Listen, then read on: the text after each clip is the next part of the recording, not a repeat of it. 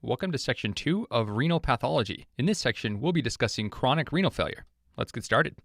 In this lecture, we'll be covering the basic principles, the causes and features, and treatment of chronic renal failure. Let's start with the basic principles. Chronic renal failure is the gradual, irreversible decline in kidney function. This decline in renal function leads to excess retained nitrogenous waste products and electrolyte disturbances. In other words, electrolytes and toxins that are normally secreted from the body will build up in the serum. This can lead to a variety of systemic complications seen in chronic renal failure. Next, let's discuss the causes of chronic renal failure.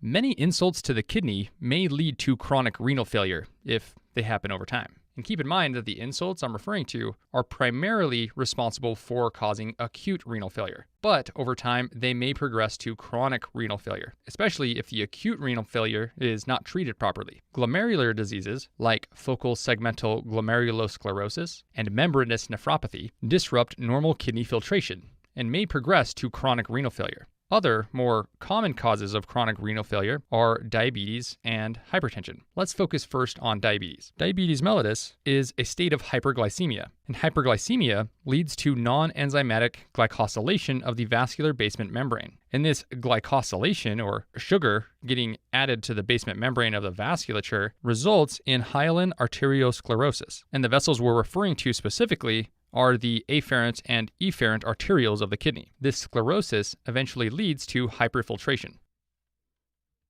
Here's an image of the glomerulus with the afferent and efferent arterioles labeled. In diabetes, as I mentioned, hyaline sclerosis can affect these vessels. However, this hyaline arteriosclerosis affects the efferent arterioles more than the afferent arteriole. Remember from physiology that constriction or narrowing of the efferent arteriole will decrease kidney blood flow. So that means there's an increase in blood being filtered and entering the glomerulus. So there's increased filtration pressure. Another way of saying this is that there's an increase in GFR leading to hyperfiltration, and that hyperfiltration leads to irreversible damage to the nephrons, which is what causes chronic renal failure. So now we've discussed how diabetes works in causing chronic renal failure, but how does hypertension cause any problems? Well, hypertension causes blood vessels of the kidney to harden and narrow. This means that the nephrons are unable to receive oxygen and nutrients. This leads to a decrease in filtration, or hypofiltration. So you could think of hypofiltration as essentially damaging the nephron through starving it of the oxygen and nutrients that it needs. Whereas hyperfiltration, like we discussed in diabetes, damages the nephron by overworking it. Next, let's discuss the features of chronic renal failure.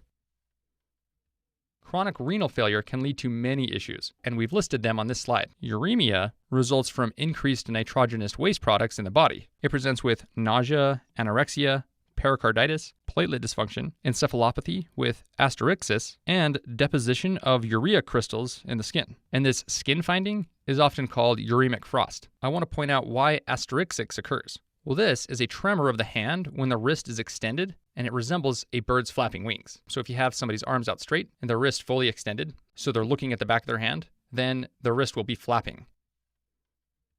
Now, the sodium and water retention can lead to several problems. For example, sodium and water retention congests the heart and prevents the heart from working properly, which can lead to heart failure. And if the heart is unable to pump efficiently, blood can back up into the lungs, eventually leading to pulmonary edema. Lastly, by causing extra strain on the blood vessels, sodium and water retention can lead to hypertension. In chronic renal failure, potassium is not properly excreted from the kidneys, which can lead to a buildup of potassium in the serum, or hyperkalemia. Metabolic acidosis occurs due to a combination of two main problems: impaired ammonium excretion, which means more acidic serum, and also because the kidneys aren't functioning properly, there is decreased bicarbonate formation, which you'd normally expect and need in the renal tubules. Lastly, the kidneys are often unable to make erythropoietin, or EPO. This can lead to anemia.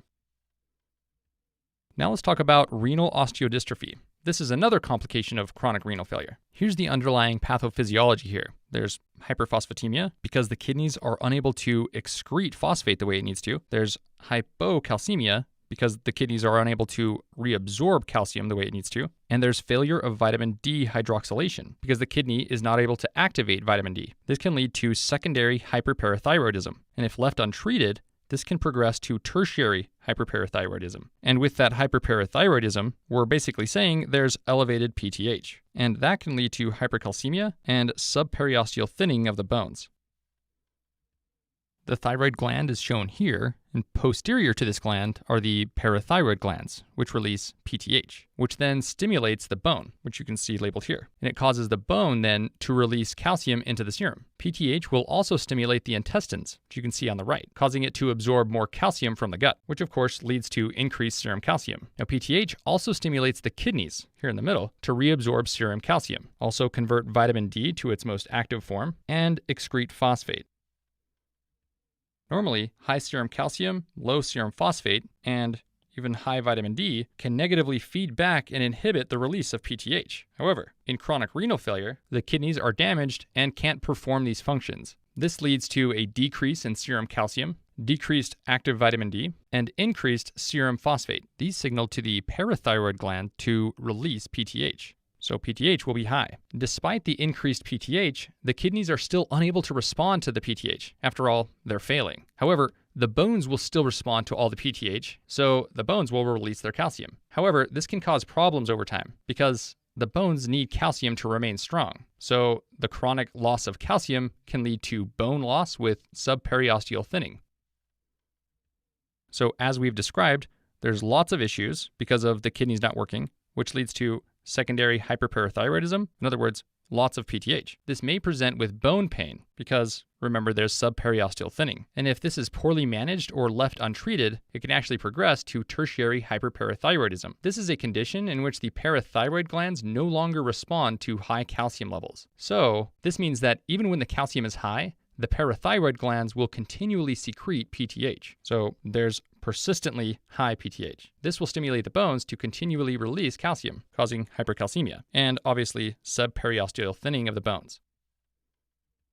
So how do you treat chronic renal failure? Well, chronic renal failure is treated with dialysis. It's important to note that dialysis can actually lead to the development of cysts with shrunken kidneys, and this feature can actually increase the risk of renal cell carcinoma. In addition to dialysis, chronic renal failure often requires a renal transplant. Let's try a question to wrap up this lecture.